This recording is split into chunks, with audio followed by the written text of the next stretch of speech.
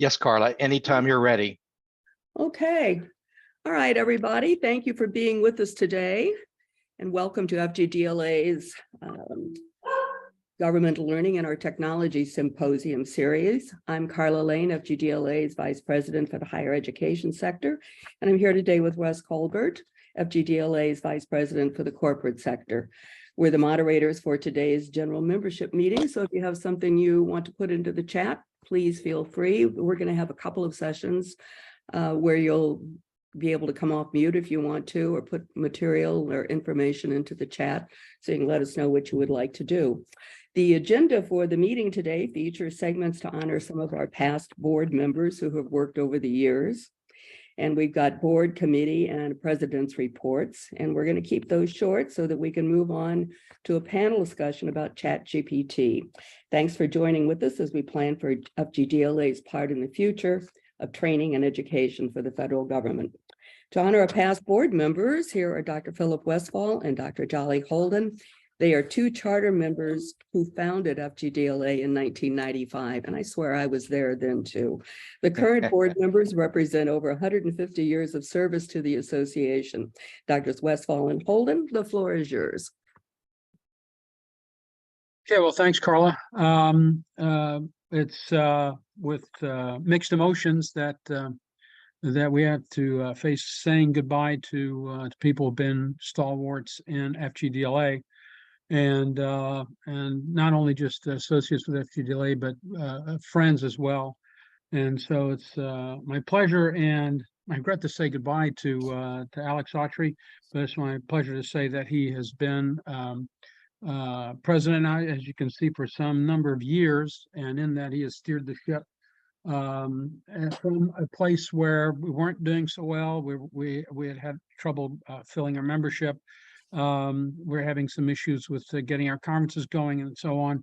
And Alex basically took the helm and steered us to safe waters now, to where FGDLA, I think, is in a very, very good position now to continue to meet its future goals. So Alex and I have kind of a dual relationship here. He not only was he on the board with me, but also we worked together on the Air Force side for some 12 years or so, and he and I were working on a satellite network for distance learning, and so both of us are retired now, and so now he's retiring, and so just want to say that with respect and affection, I say goodbye to Alex Autry, or we say goodbye to Alex Autry, and thank him for his many years of service. Jolly, do you want to add anything? No, you pretty much said it all. Okay.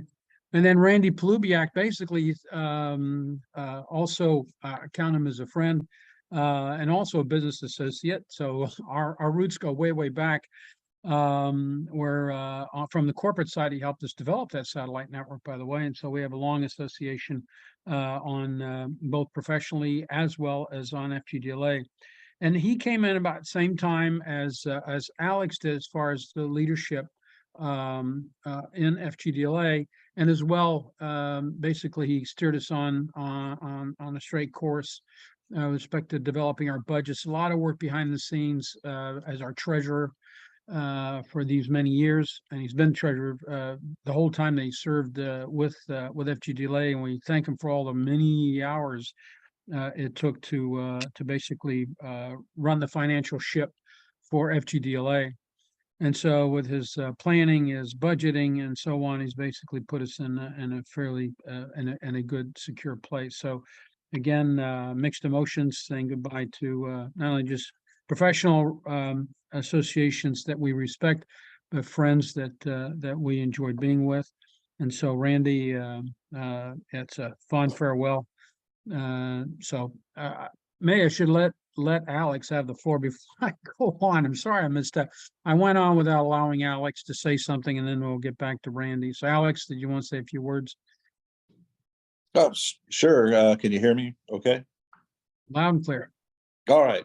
Hey, I just wanted to say, it's been a great ride. The FGDLA, when I first joined, I wanted to get, involved with a professional group of people doing, it's the same thing in mind, helping the distance learning community. And this was a great group to be involved with.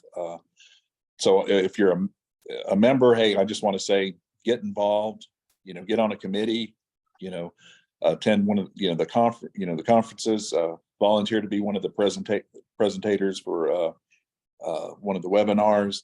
I'm just saying, get involved, and then with this board, they'll take you places. So, and the board, can I say one real quick thing about the board? Hey, the people that we brought on in the last, 4 to 5 years have been outstanding. They jumped on, they made things happen. I don't want to go through all their names, but our publications and, the website, everything, the minutes are, just went outstanding. And for the ones that I've known for a while, like Dr. Westfall had said that, we'd been together for a while, but Jolly, I mean, you won't find a finer guy, most enthusiastic, always thinking. It was fun to go to the meetings just to find out what other idea did he have. And so true professional there. Randy, just outstanding, took care of the money, never had to worry about that. Always a strategic kind of guy, thinking and always willing to go that extra step to write up papers for us and stuff. So thanks to him. Carla, been with you for a while too, that, you jumped on anything that we needed you to do and did it with class. Look at this webinar program that you got going. Just purely outstanding. Thank you so much. Russ, probably one of the nicest. If you ever meet Russ, this is probably one of the nicest people you'll ever meet. And he's always there, thinking, coming up with ideas, getting sponsorships, using technology to help us. And, look at the Zoom that he's, got us involved with now, and great. And then of course, Dr. Westfall, just thank you for your leadership, your guidance over the years. So with that, Erica, I'd say you got a pretty good team to carry forward. And I wish you the best. I know you'll do an outstanding job. And so with that, I'll just say Alex out, and God bless all of you. Thanks, Well, Alex. Alex, you set Thanks, the bar Alex. so high, in big shoes to fill for Erica. I mean, your unparalleled leadership for a span 12 years. I think that's safe to say that could be a long time standing record. I don't think Erica would probably want to pursue that. I do not, Jolly, but I want to say, Alex, that exact same thing. You left some big shoes to fill, but I appreciate what you've helped set up with this organization to leave it in ready to go manner, turnkey. So thank you. Thank you, Alex. All right. Thanks a lot. You yeah, all mean a thanks, lot to Alex. me. That's all. Yeah, it goes both ways, partner. So good news is we can still get together at lunch on occasion because we live in the same area. So we can maintain contact that way and tend to. All right, Randy, like to turn over the mic to you. I'd like to. Very good. Like- Yeah, I just appreciate having a few seconds here to say thank you. Everyone's prior to me here has already said everything that I would second. Great organization. I was proud and honored to be part of it, and also be part of the board. And I wish everyone the best moving forward, because I think you'll find it to be a very rewarding experience. Thank you. Thank you, Randy. And Randy, it doesn't have a date down there, but he joined us in 2009. So one of the longest standing members, and certainly kept our budget in order, creating a budget plan and a strategic plan. Very good. Thank you. All right, thanks, Randy. Okay, and then another one that we are bidding farewell to is Dr. Fran Cassinger. And so she wasn't with us all that long, but hit the ground running and did a lot of planning. So the moving ahead and dealing with other organizations, DAU and so on, and the organizations that work with DAU was something that she had been working on, and so she'll have something to pass on to our next vice president on the government sector. And so we appreciate the work that she's done, and the vision, and basically as well the encouragement and excitement that she brought to the position with her time with us. So Fran, again, we thank you very much for holding the reins there for a while for us, and as vice president, wish you all the best in your future endeavors. And so Fran, would you like to say a few words? I'll just say a very few words, but I hope they carry a lot of weight with each of you all. Thank you for the opportunity, for the support, for the lack of naysaying. You always said, try it out, go see what you can do. And, the sprinkling of ideas and the friendships. Carla, you particularly, always there with that encouraging note on the side. So thank you all so much for giving me this resource to learn from. Each of you all are considered a resource for me. Your ideas were ingenious, and your network is amazing. This organization really, Erica, I know that you're going to send it sailing for the future, and I am going to miss being part of that momentum. But I think the groundwork's been laid by the people that are here today, and I thank you for letting me experience your knowledge and your abilities in the short time that I was with you. So, and thank you also. I think you all saw it earlier, but I have to brag about it again. This is just beautiful. Thank you so much for this award, or not award, but appreciation gift. So that's all. Great pleasure. All right. Thank you and all the best. Okay, we're going to switch now to board reports, and this next few slides here will basically be a quick orientation for those who are not familiar with some of our goals and so on. So their vision basically is to be, as you can read, we support distance learning in the federal government. Okay, and a little bit of philosophy real quickly is that when we say support distance learning in the federal government, we mean that in an altruistic way, is that whatever will promote distance learning, whether it benefits FGDLA or not directly, we support that. So we really do try to create a forum and a network for those professionals who do distance learning within the federal government. So whatever we can do to help support that effort. Again, we may advertise for conferences that we are not part of, but we think it's something that's worthwhile. We have a lot of documents that are there available for free that Vice Jolly has done yeoman's work of developing our papers and that sort of thing from years ago that are available to us, as well as all the webinars that are available to you as well.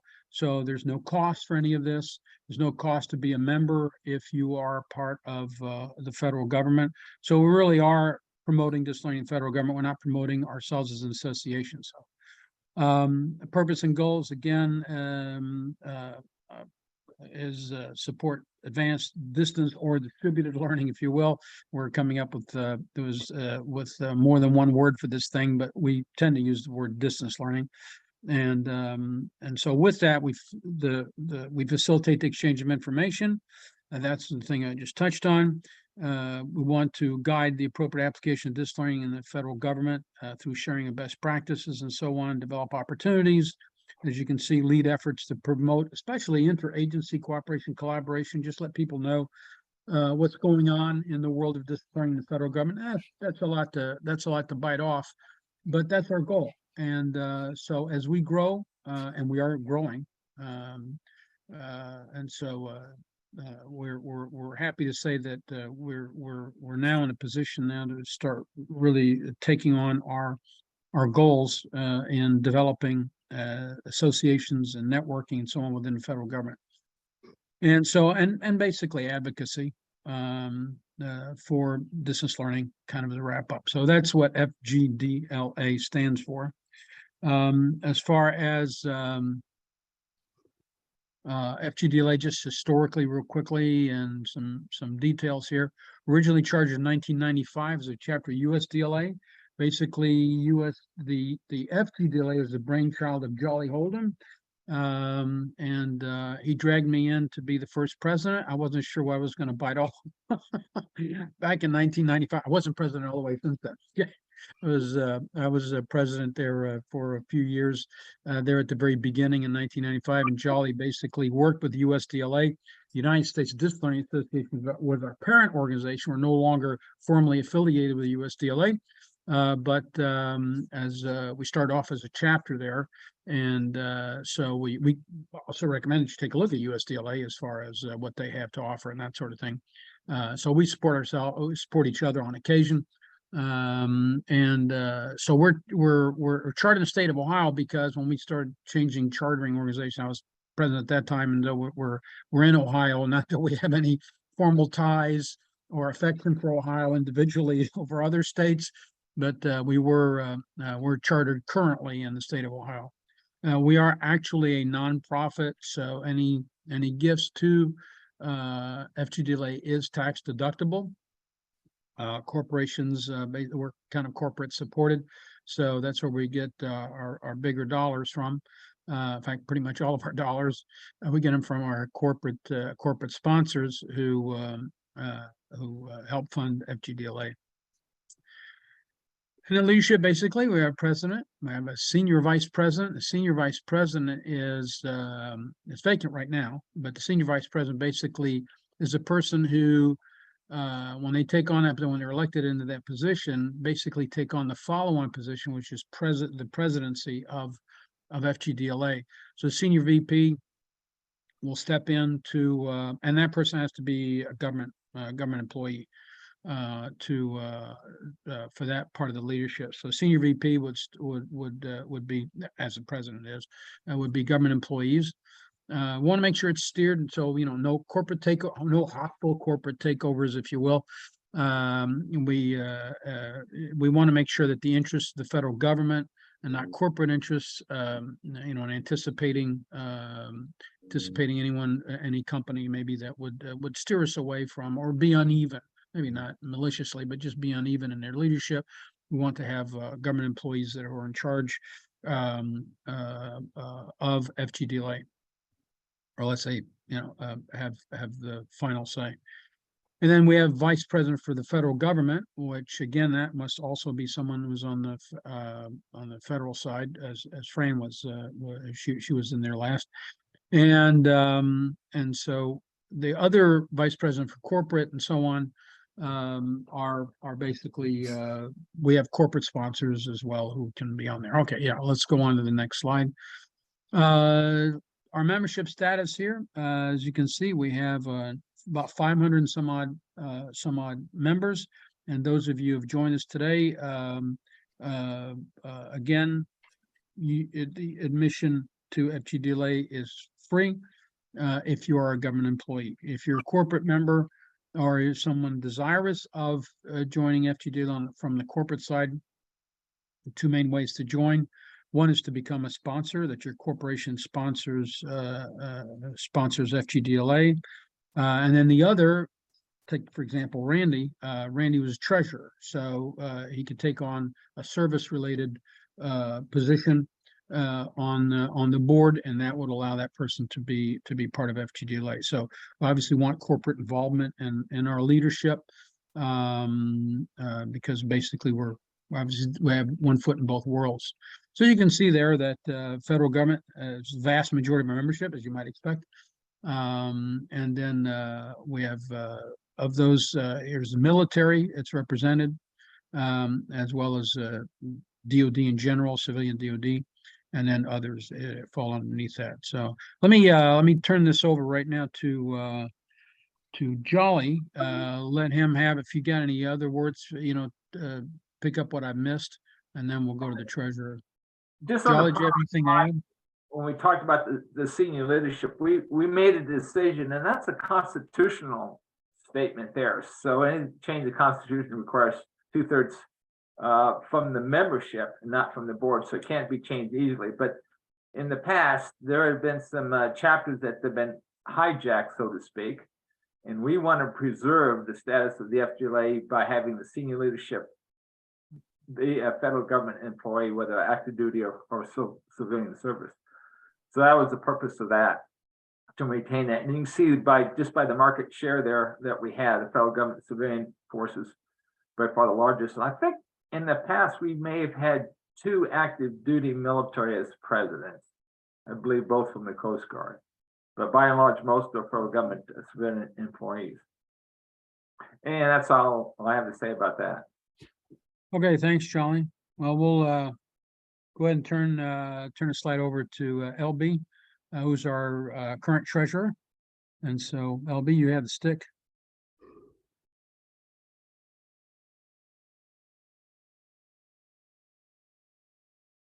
Can everyone hear me? Yes. Fair. All right. Fine. Good afternoon. Good afternoon. LB Galbert here, the new treasurer, taking over from Randy. Glad to be on the board. Glad to be with you this afternoon on the lunch break here at the office and going through the slides. And it's just an awesome opportunity to work with you as we go through this process. The account balance currently from the February data that I pulled is there stated. I won't read it to you verbatim. My only question is the awards that we are projecting. Have we got a solid on those awards and a dollar amount cost yet that we need to be assessing or looking at? LB, I'm chair of the awards committee. In the past, the latest one, it was about $2,500 for the awards. It all depends on, I think 3,000 is projected. I made that projection based on the increase of shipping cost and award cost. Usually we get about 150, about 15 award winners. So I think that it won't exceed 3,000. All right. Any concerns for me based off the slide that I have presented right now? Any questions?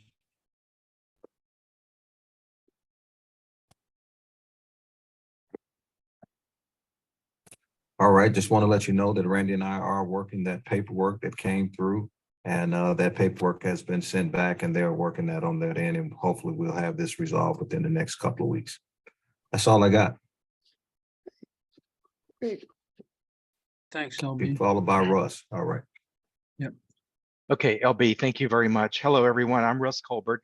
I'm based in the state of Florida, and it's a pleasure for me to be a part of the federal government DLA and to service our team and our members and each of you. So quickly for me, the couple of the things that I do on a daily basis, or almost a daily basis, is I am the administrator for our Zoom platform. The Zoom platform gives us the ability to conduct meetings like we're having now, interactive meetings, and webinars and audio conferences, and stage our recordings. So we have a storage area within our platform, and it's fun to do this. We currently have a small amount of licenses, but using this platform allows us to reach a lot of people for spending very little amount of money. And thank you, Randy and LB, for providing year number 2 for our Zoom platform. It's a pleasure to work with Carla for our webinars. Oh my gosh, working with Carla is like working with Miss Universe. She's the best in the world. Gosh, Russ. And also, I support sponsorship. One of the reasons that Reggie was so successful within the USDLA is his sponsorship. And so that's one of the things that I facilitated with Zoom and with other companies. Sponsoring the federal government DLA gives that company visibility beyond belief. The use of the platform that we use, thought leadership galore, and I know Reggie would agree with me. It allows us, like LB indicated, the awards program that Jolly facilitates to suggest and recommend and write up our customers for federal government DLA awards that recognizes their value to the industry. I've loved doing a part of that, and allows sponsors and each one of us to be in the know. In a few moments, Sandy Wagner is going to lead us in a discussion with a new piece of technology, which is just incredibly interesting. And so that's what I mean by being in the know. I love the organization and would suggest to each one of you on the call today that's a participant, join, be active, be a part of us, and share the knowledge and share what we talk about with your organizations to either implement or not implement, as Sandy will talk about in just a few moments. Thank you very much, everyone. Russ, thank you so much. It's such a pleasure to work with you all. And I want to say goodbye to our former board members. I did want to point out, Randy and I have worked together since 1980. And we were on the television, NATAS, National Association of Television. People give out the Emmy Awards. And we were on that board together for a long time. So Randy, I don't know what I'm going to do without you on a board. I probably won't be able to come to meetings anymore, but you know, you can always come back. So I wanted to talk a little bit about the webinars to follow up on what Russ was saying. You know, in the past, we had done face-to-face conferences, one a year, and that was working out pretty well until, of course, COVID hit and so forth. And so we felt like we really needed a way to reach out to our members and help you all stay connected and bring information to everyone. And so that's what we started doing. A couple of years ago, we started offering the webinars, and we branched out to webinars and workshops. The thing about us is that we don't feel like we have to do something on a specific month or day, and we can add things, and so we can do 2 or 3 things during any one month if we want to. So if there are topics that you would like to see or presenters that you would like to hear, please let us know. Vinny Baricchio and I both work on this, along with Russ and everybody else on the board. So we really want your participation. So in that, just let me say that on April 19th, the Peace Corps and Enterprise Knowledge will present on expanding nexus between distance learning and knowledge management. And on May 17th, Major Toby Pope of the Marine Corps will be presenting on the science of learning. And finally, we got a few other things that we're going to be doing for the rest of the year, but make sure that you put December 6th on your calendar. FGDLA Awards will be put out that year. We'll be doing it online. And so as Jolly said, you know, he's the awards committee chair for that. And so we're always looking forward to it. So please let us recognize you. It's an important thing to be able to do.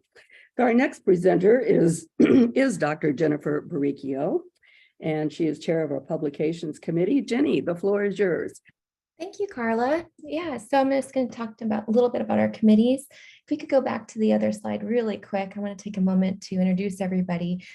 First is Chris Patak, our communications committee chair, and then Sandy Wagner, our social media committee chair, and Keith Carroll, our membership committee chair. And I'm going to tell you a little bit more about what all of our scopes of work is in our different committees. So if we go to the next slide, please.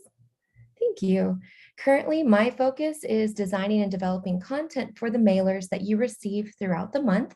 And this includes webinar and event announcements, as well as distance learning, research and resources, and everything that you need to get plugged into FGDLA, register for an upcoming webinar or event, browse and watch one of our fantastic webinar recordings, or learn more from links to our current distance learning research and white papers that's also available on our website. So speaking of our website, if we go to the next slide, please. Chris Patak is our FGDLA Communications Committee Chair, and he's brought major technical expertise to our board. He set up and led the design and currently manages our website content. He set up admin capabilities to improve our social media sites. And he set up a mailer account, which is what I use to design and develop the content that is sent out to all of you. And we've benefited so greatly from his talents and really appreciate all of the efforts that he's put into enhancing the FGDLA member experience. Go to the next slide, please. Thank you. So Sandy Wagner is our FGDLA Social Media Committee Chair, and she brings a wide variety of talents to FGDLA, and one of those talents is marketing. She's currently managing our social media sites, which includes Facebook, LinkedIn, Instagram, and Reddit. And she uses all of these platforms to promote webinars, events, and different ways that you can get plugged into FGDLA. So please be sure to follow us on whichever social media platform that you're currently using. And thank you so much, Sandy, for helping to get the word out. And if we can go to our next slide, thank you. Our membership committee leader is Keith Carroll. He is our newest member of this board. And we wanted to quickly thank you, Keith, for joining the team and sharing your talents with us. We look forward to working with you, and we're so glad to have you. We could go to our next slide. Before I hand this off to our next speaker, I do want to encourage all of you to take a moment and complete our member survey that's going to be sent out shortly. We really want to hear from you and what you're enjoying most about FGDLA, or if there's something that you'd like to hear more about, learn more about. If you have some suggestions, please take a moment to share. We're always looking for ways to continue to enhance our service to you and your FGDLA experience. All right, back to you, Carla. Okay, thank you so much, Jenny. We appreciate everything that you do. And now our new FGDLA president, actually the first woman president of FGDLA, is Erica Jacobs. Erica, please go ahead. Thank you. I appreciate that. I'm happy to be here, and like you've heard, big shoes to fill with Alex. But as you've heard, this team that we have here is outstanding. Our board members really make this happen. So currently, we do our monthly webinars. And back in January of 2021, we began hosting the monthly webinars on various topics related to federal government and distance learning. And all of those webinars are archived and available on our website. And this year, we've already hosted 2 great webinars. In January was John DeFonso, the federal lead for Moodle HQ, and he spoke about Moodle for government. And in February, we heard from Dawn Mahoney from Learning in the White Space, and she shared about creating and using job aids to support performance. We heard from Carla earlier about some of the other upcoming webinars, but we want to hear from you, our members, as well. We are looking for people to participate and are forming committees now. So if you've got an idea, we want you involved. We would love to have more people involved. And in fact, we have a poll that and I think the easiest way we're going to do this is we'll just go to the next slide with the actual poll question. If you wouldn't mind, you can either contribute right here in the chat, or just know that these poll questions and some others will be coming your way, as Jenny alluded to with a flyer. But we want to hear from you. We want to make sure that we remain relevant. So have you attended any of our webinars? If so, how did you hear about them? Are you getting them through the mailers? Are you finding them on social media, word of mouth? If you have not attended any of our webinars, why not? Did you just not hear about them? Maybe the timing isn't right, which, by the way, they're recorded. So if not, you can still view them in another time. So we'd love to hear from you, because we want to make sure that we are reaching our members. And moving on, the next slide.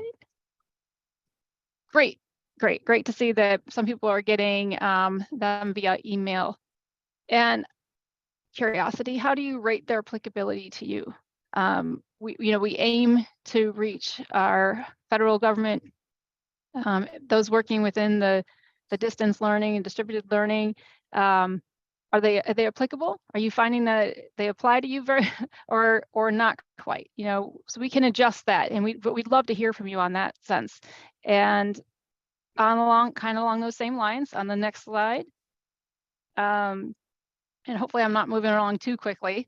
So please feel free to continue to drop those in the chat.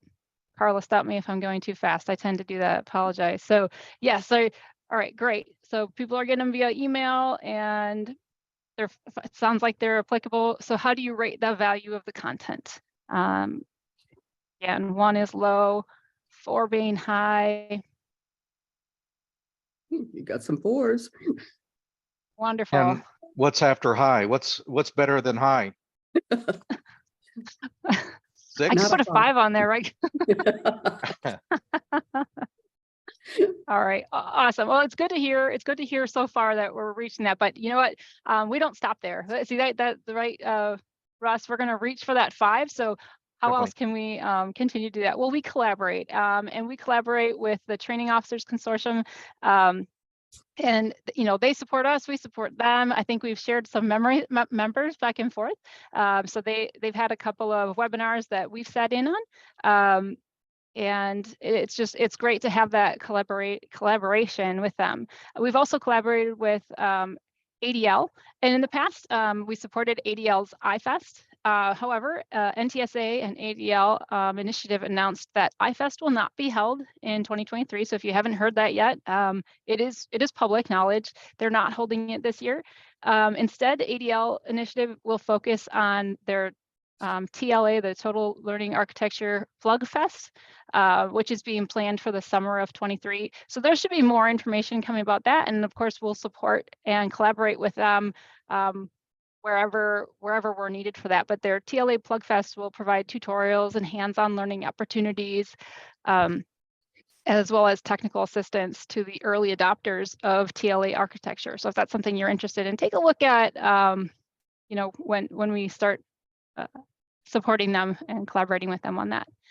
But like we've all said, we're always looking for people to participate, and committees are forming now. If you're interested, please reach out, let us know. We'd love to have you involved. You have an idea for a committee, you have an idea for workshops and webinars, whatever, just let us know. All right, on the next slide. We recognize the importance of providing the most applicable resources to you, our members, right? In order to do so, we work to establish a board of advisors, and the board of advisors is a distinguished body of distance learning and industry leaders who advise the board of directors, us, on all matters relating to the advancement and goals of our association. So members represent the majority of constituents served on the association. And this board is chaired by Dr. Reggie Smith. So Dr. Reggie Smith, we thank you for chairing that and looking for those board of advisors, those to guide us. We also have recognized FGDLA's Board of Directors Secretary, Helen Chamberlain. Helen, we could not do this without you. She is there and always keeping us informed, keeping us keeping our notes. And I mean, honestly, we couldn't do this without you. And I think even today, right, you're presenting for us on those slides. So thank you so much, both Reggie and Helen. All right, so what do you want, our members? What do you want from FGDLA? So I'm new, stepping in as a new president, and anytime someone steps in new, they want to make sure it's remaining relevant. And I think the best way to do that is hearing from our members. So like we said, we will be sending out a survey. But if you have ideas, please feel free, drop them in the chat. And if you need more time to think about it, when that survey comes around, please reply, send us some stuff so we can stay the most relevant and on top of everything, hitting the wickets that all of you are interested in hearing about. All right. So if we have any ideas, feel free, share them out. All right. I'm going to open up the floor right now. I don't know if anybody on our call would like to say anything. Feel free to ask any questions before we turn it over and finish up with our panel discussion about ChatGPT and AI. And is there anything we'd like to discuss as members? This is about you, our members. So anything you'd like to discuss? Any recommendations, feedback?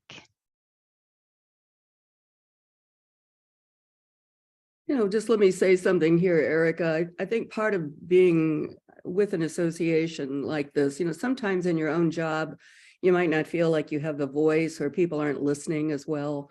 And sometimes an association can fill that aspect of using your voice through the association. We've got some pretty influential members, and we have contacts, people that we can talk with. And I think it's an important concept. It's a really good reason to belong to association, because it multiplies all of our voices. You know, we need to be able to do that. So we really do want to hear from our members. I think it's such an important thing. And I see some of my students online today too. So I appreciate you all for being here. Thank you. Carla. Thanks, Carla. Yes.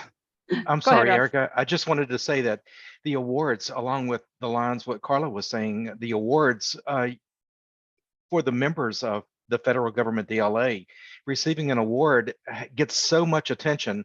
And we did this with the Internal Revenue Service and also with the United Nations International School. Oh my goodness. So when we learned about the applications, we submitted the people for an award. It really got the attention of their parent organization. So please feel free to let us know about what you're doing, and we'll go down the path of awards. Thank you. Thanks, Russ, and thanks, Carla. You're right, because this is all about networking and making those connections, and that's what this association is intended for. So we'd love to hear from you. And if now is not that time, you know, feel free when that survey comes around to share your thoughts. Carla, I'm going to turn it back over to you for our transition. Okay, Erica, and we're so glad to have you. It's such a privilege to work with you and the rest of the board members. So now one of our other brand new board members, Sandy Wagner, you mentioned her name a few times, but she's going to lead us in a panel discussion. So Erica, Russ, and Keith and I are all going to be panel members, but anybody else who would like to step in, we're certainly a small enough group that if you want to come off mute and talk, please feel free. So Sandy, let me turn it over to you. Okay, thank you so much, Carla, and welcome again, everybody. It's a pleasure to be serving on this board. I actually came on because I submitted a proposal to iFest, because we were actually using that, you know, we're talking about the science of learning and everything. We're using it at the Defense Language Institute, where I am the academic specialist. I'm, you know, for government at in training our military linguists. So it's been a pleasure also to be here, because I'm in the School of Distance Learning, and this just enhances everything we do. And we learn so much too from the academia and corporate sector. So with that, I'd like to start my overview. Next slide, please.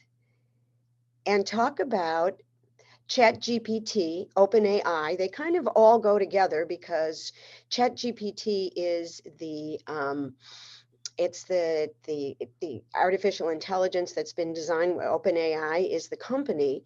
And I do want to start with something that came to my mind as soon as our teachers were getting all excited about, you know, how they can use it, is every time, you know, I don't know about you, but every time I'm in a restaurant, every time I'm even at work and someone wants to know something, I Google it.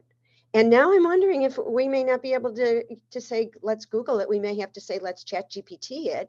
And I don't know if that's where we're headed, but it's certainly going to be interesting to see, because this is so new and everybody is just hopping on the bandwagon, so to speak. So this is what the ChatGPT site specifically looks like. And there's a lot of information there, too much to cover in this panel, but it's creating safe artificial general intelligence that benefits all of humanity. And safe seems to be the key word that's caused a lot of controversy and a lot of movement, you know, shutting things down, opening them up again, fixing as we move forward. Next slide, please. Okay, so what is ChatGPT? And you can see there's a lot of things that go into it. Basically, it's a chatbot.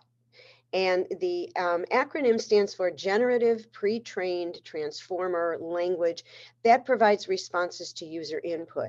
What I found when I look at the WYSIWYG aspect of it, which is, you know, what you see is what you get without going into, you know, the coding that's behind a lot of, you know, all the websites and things, is that it looks like a chat.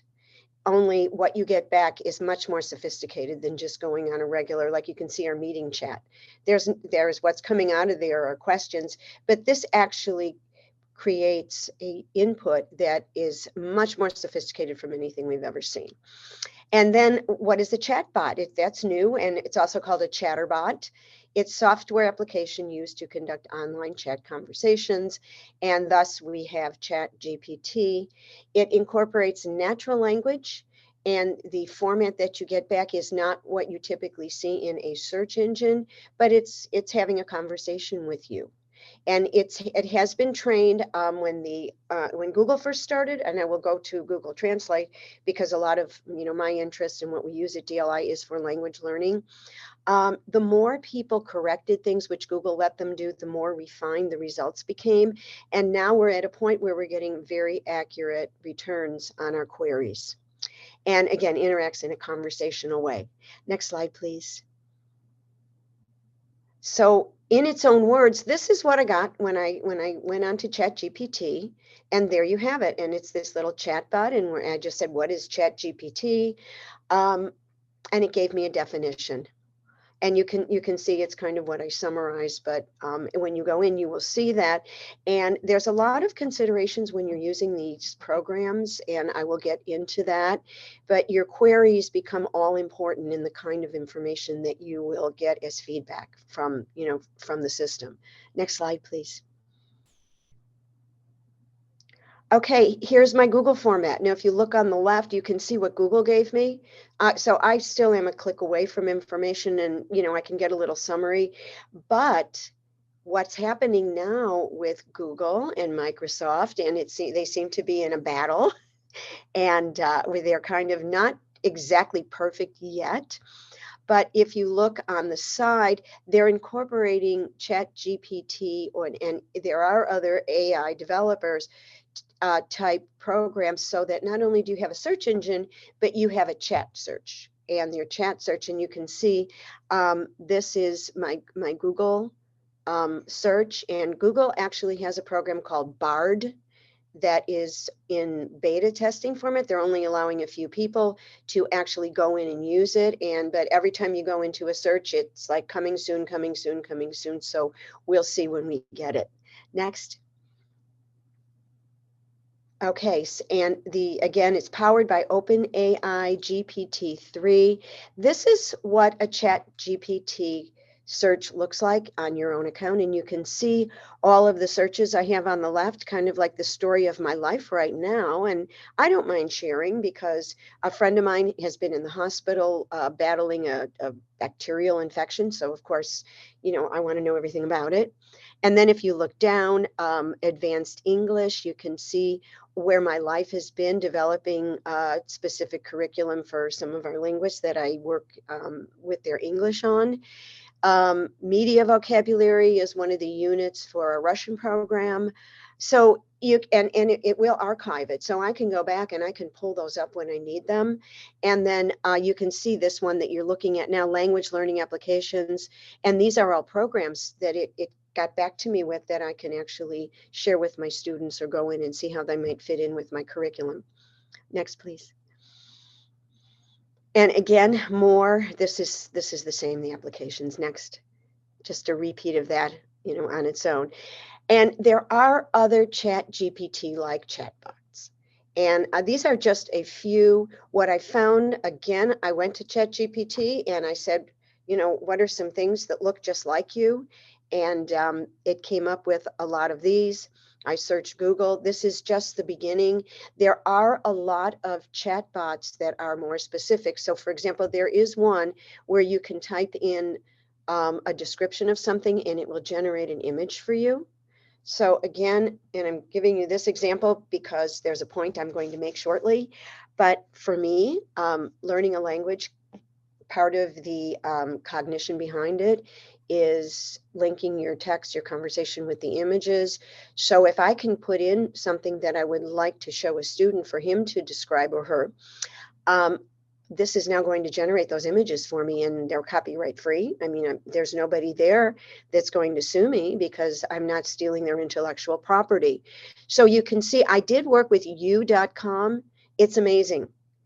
These are all different things you can try. What I will say about ChatGPT, and the panel will also will add more, is that it seems to be multi-purpose, where most of the other ones are honed in on a specific AI task. Okay, next, please. Okay, so new and evolving, updates on the way. These are some problems. Nothing is new without problems. And I thought it would be more telling to just post some headlines. As you can see, one of the big problems is plagiarism. Students going on it will actually write a thesis paper, or any kind of paper for you, and cite things, and it's become a problem because it's not the student's own work. So just one thing to keep in mind. And then of course now you have to bring Turnitin in, and I know Carla will probably address that in more detail. As you can see, Google Bard is not search. Microsoft's Bing chat box had to be pulled because Sydney was being emotional and saying things like that was a dumb question. So it has not been perfect from the get-go, and now they're having to go in and pull. And as you can see in the first one, if you can read it, schools nationwide are banning ChatGPT for various reasons. So again, there are downsides, but there is a positive. Next slide, please. With some of the applications that you can use where you're not going to run into some of the caveats and some of the problems that have existed. For example, I had a French conversation with ChatGPT, and I did ask for an opinion, and it said to me, OpenAI does not program me for opinions, so please ask me another question. I mean, it is so intuitive. It's just amazing. And as you can see, I said, who is going to participate in the race for president of the United States, right? Loaded question.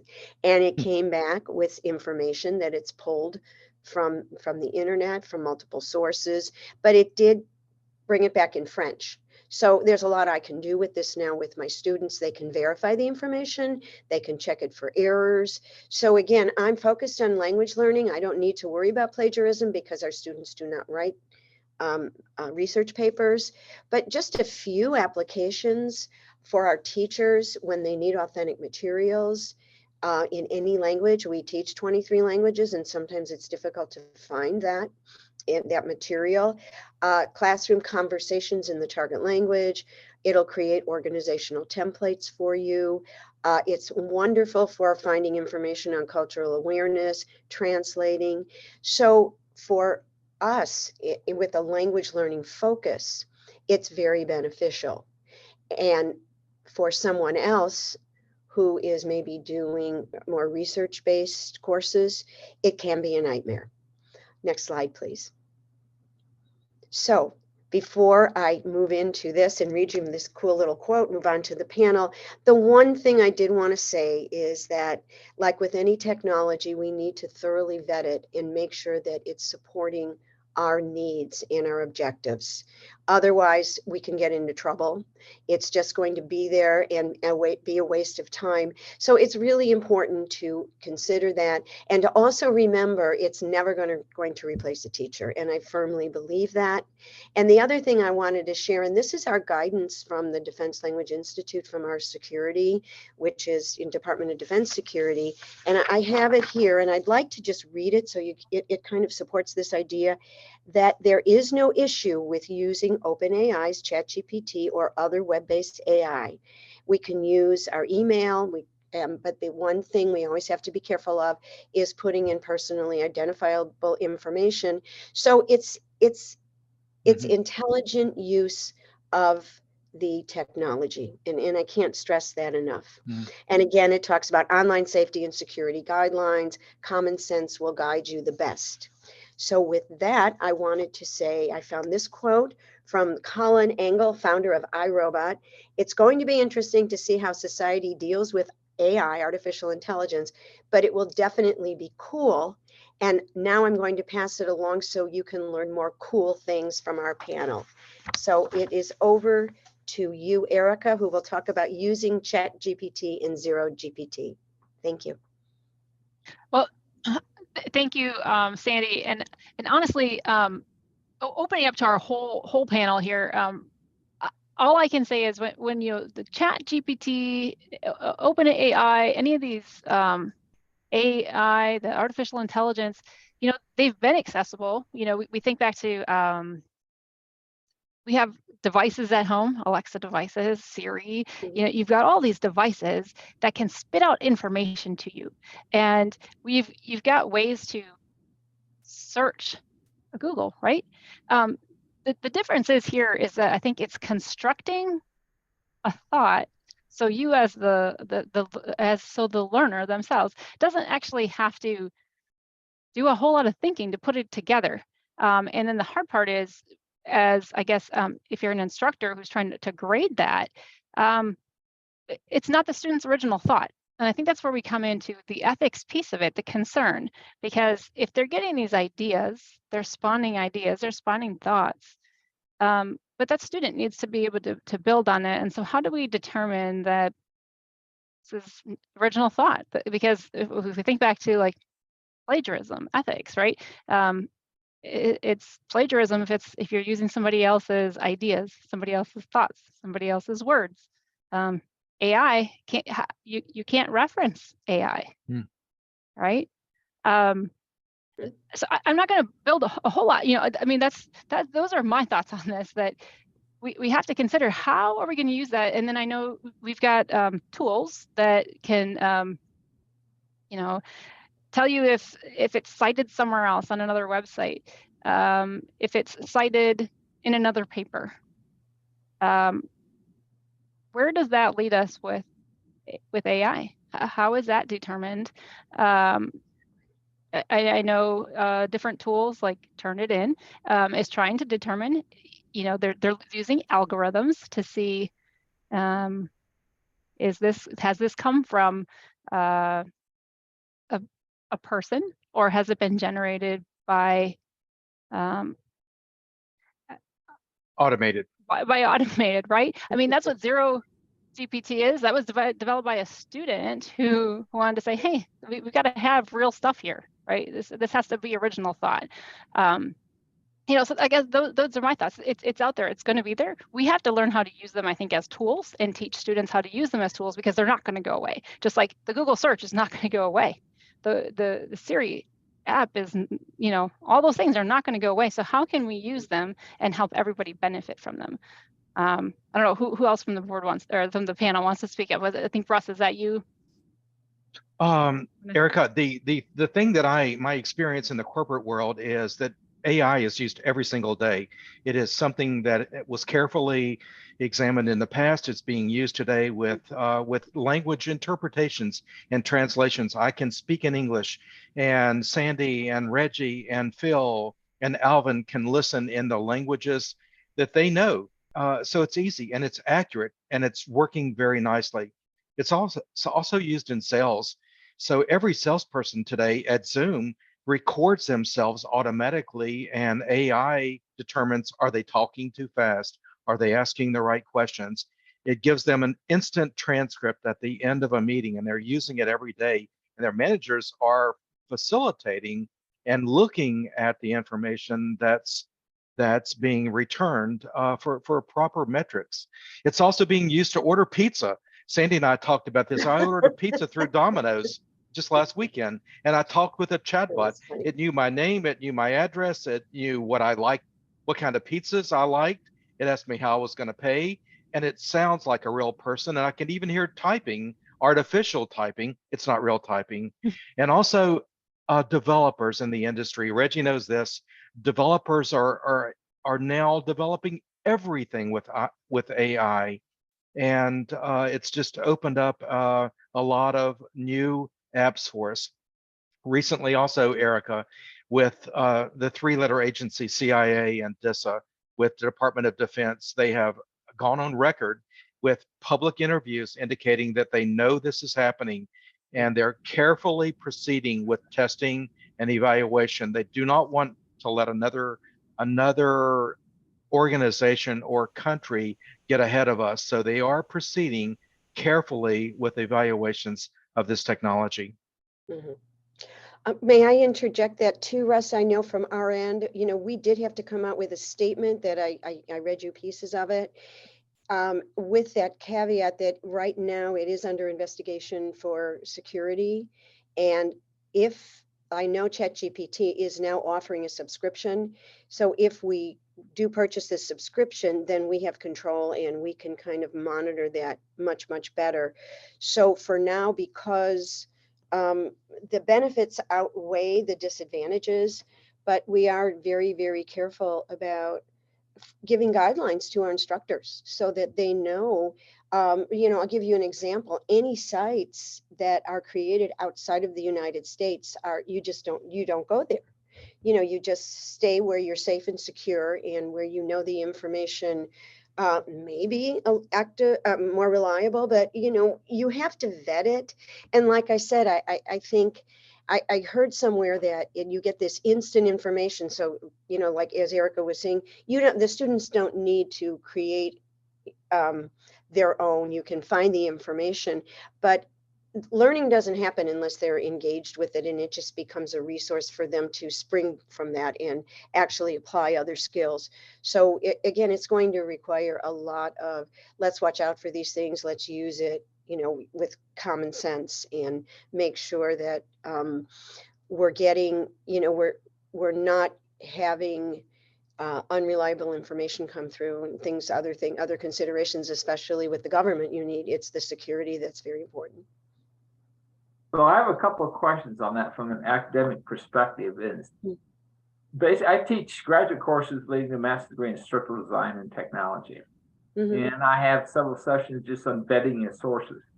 It appears ChatGPT cannot vet a source. You don't know if it's reliable or accurate or not. Right. To that end, the question is not what ChatGPT searches, it's what they don't search. Do they search peer-reviewed journals that require login? Do they search databases that require login? If it only searches the public domain, they're probably not searching 90% of the factual information out there that are in peer-reviewed journals, published journals, or books. Jolly, I would agree with you there, and I'm guessing it's very similar to Wikipedia, right? You can't vet like what's out there. I mean, anybody could put something on there, right. And unfortunately, some people think that's truth. Well, 100% truth. Wikipedia is not so bad. You scroll down to the bottom in their reference list. If they're accurate. That they're using. Yes, I know. Well, if I may, should we? I'm just wondering if Erica should we move on and maybe just get through our panel piece? Is that okay? I don't want to interrupt. It's such a good conversation. Yeah, by all means. I know we're kind of already hitting our limit. Yeah, so. I know. Russ, did you want to jump in now? Corporate use of ChatGPT, and then we'll move on to Keith, and then give Erica her time too to talk about her robots. Sandy, that's it for me. My prior comments were everything that Okay. I wanted to cover. Okay. All right, Keith, you're on military use of ChatGPT. Yeah, thanks so much. And just as you uncovered, Sandy, Marine Corps University is developing their policy. They really don't know how to use it going forward at this point. DOD doesn't have an overarching policy of how the military will or will not use it. However, AI has been a point of discussion for quite a while. So it'll be interesting to see what the future holds. But I'd like to also just kind of build on an earlier thought. I think it was shared by you of what you're doing with your students or your instructors. And Erica had said that, it's a great way to build on things. But I seen ChatGPT as an instructor as a way to challenge. To Jolly's point, if you take what they produce and you give it to your students and you tell them your mission is to refute this or not, and either they're going to validate it or refute it, just as a strength of ChatGPT, what it could or could not do for you. But other than that, all the research that I was able to do this past week on military use was very gray. There's not any hard and fast policies except for organizational policies that are being produced right now. I think we're at the starting point, and I think the more we find out, the more we can move forward. And hopefully, I think FGDLA is going to be a wonderful conduit for putting together that policy. I mean, I certainly would love to collaborate more with you guys on it. See what It's we can do. 100% something that everybody should be embracing because Right. it's not going away. No. I think that one of the things that can happen with it is that if it's only searching things like Wikipedia or other available things on the internet, I mean, we don't even let students, at least to where I work, if somebody put Wikipedia down as a reference, it's grounds for immediate redo that paper. That's just not the appropriate thing to be able to do. But if it keeps going and getting the same information and giving it to people who are asking the same questions, does it begin to sway thought? Does it begin to influence theory? Does it contribute to fake news? Does it change political thought? And those are important things to consider, because I think we're all fighting the logistics of bad information, misinformation, and so forth. So that's a huge concern I have. But for doctoral students, other students in schools, K through 12, because all of this is part of the government. Even though we don't like to think of K through 12 or higher education as being governmental in any way, shape, or form, certainly it is. At least, most universities are receiving money because of student tuition, which is coming from funding. That's government funding in many cases. So we've all got a lot to go here, but I'm really concerned about that. One of the things and I'll just close out with this. If you use something like ChatGPT to write your material, and then you put it into a program like YellowDig, and then YellowDig comes in and grades the work that the student has submitted that was written by a robot. Now YellowDig grades it. It's a robot grading a robot's work. Okay, so that pretty much What's a sums grade? What's a grade? Well, it doesn't actually grade the words. It doesn't grade the content. It grades the number of words. So if you have 40 words, you get 40 points. I don't know what this is going to end up being. I mean, there are many universities that are using programs of this type, and I think that we've got a long bit of work. I mean, because the dumbing down of education in America is rampant, and it's something that we really have to watch. And I think government and corporations are the last vestiges of the little red schoolhouse. We're still training people and educating them as they come out of K through 12 or higher education or doctoral programs. We're still the last vestige of getting the material to go from what we taught them scholastically and academically into what do they actually do on the job. And those are the important things that we need to look at. So on that happy note, I want to thank all of you for being here today. Thank you for your participation and your thoughts, and to the board members and to our departing board members. Thank you. It's a privilege to work with all of you. So there's our FGDLA.us, our logo at our Government Learning Technology Symposium. We thank you for being with us today, and that concludes the webinar. Good night. Thank you.